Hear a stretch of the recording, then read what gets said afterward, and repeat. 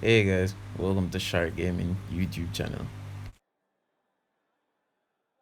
Today I'll be showing you guys how to play with D.Deschamps. But before we do that, we have to understand the manager and we have to pick some players that are compatible with his playing style.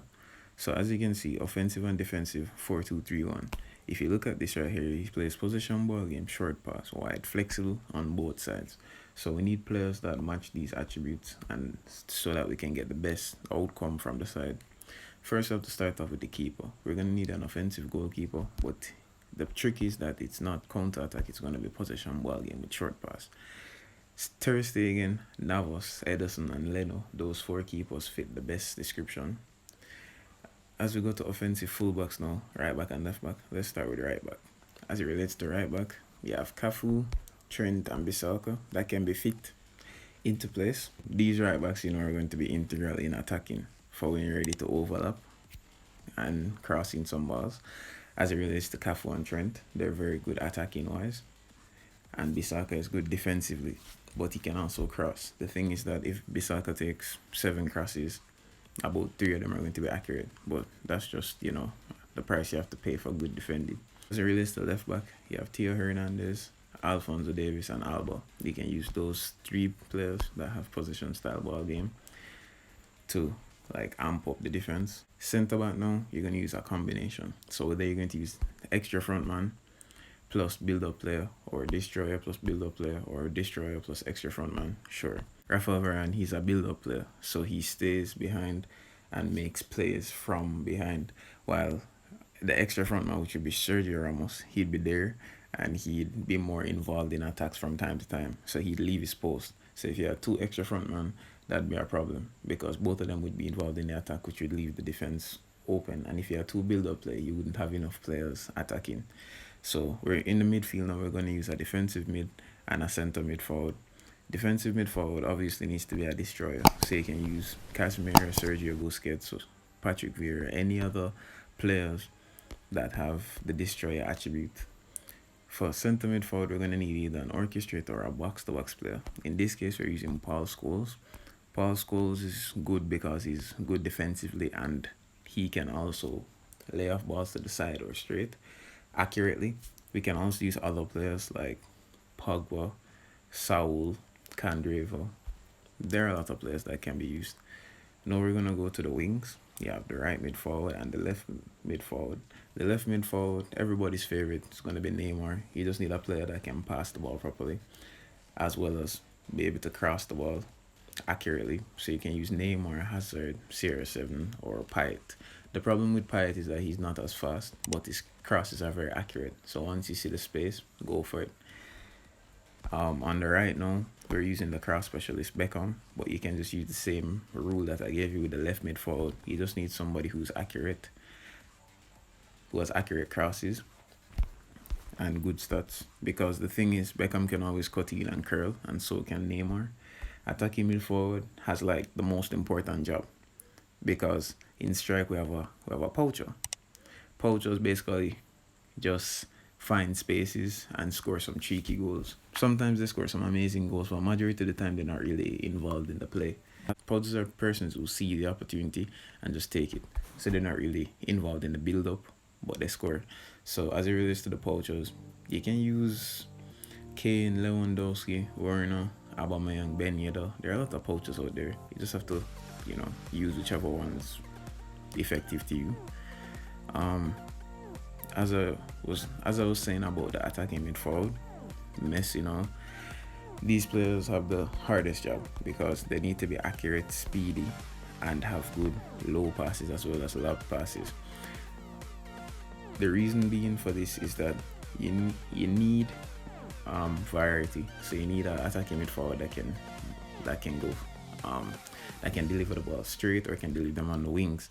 But if you have space, you can also curl them in. So it leaves your opponent guessing as to what they're going to do on the field. So it's kind of confusing them.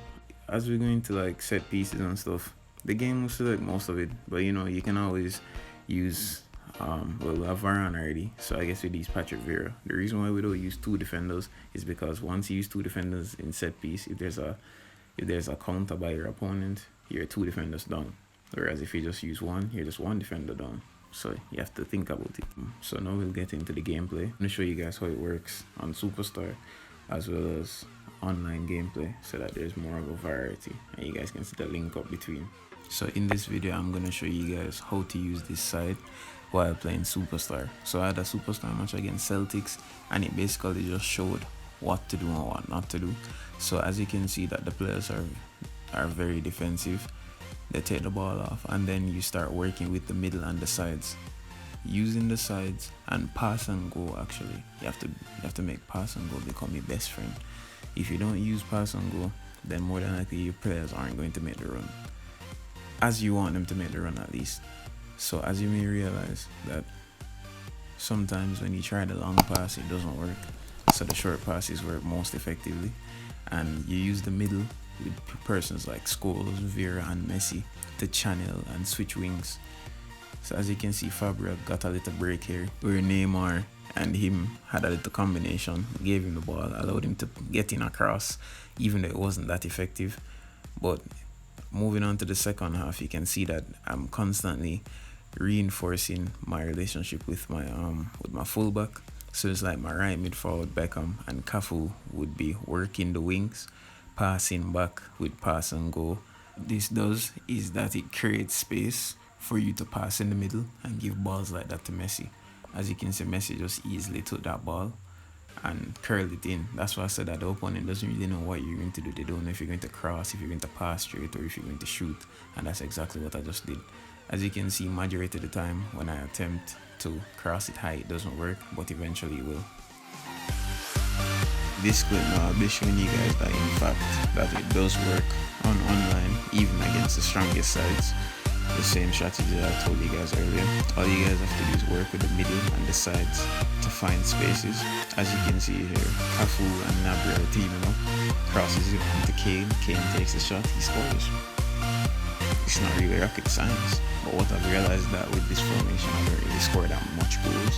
It's more like a score and just keep possession for the rest of the match, but I don't keep the possession like those persons online where they pass back, I try to attack.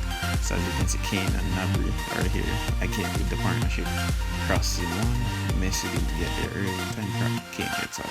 Shot, yeah, he didn't get it. Another opportunity gone. Scores. So now, as I said, you have to work with the left mid.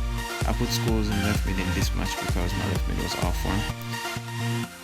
As you can see, sometimes the passes on the flanks don't work because sometimes you tend to press through instead of regular passing, and even so sometimes your players just aren't positioned good enough for a decent pass, or maybe it's just Konami's way of saying, yo, I don't want you to score any more goals. So Gnabry again on my wing, or on my flank I should say. Kane again, almost scoring. But as you can see guys, there's a trend that's happening here where I'm constantly using a partnership, and after the partnership I gain some space, I take shots. Majority of the time the shots don't score, but I mean if you take 10 shots on in a match and 8 are on target, more than likely it's going to score, right? So yeah, if this video was helpful, please drop a like, comment, share and subscribe, and don't forget to recommend other managers that I should review.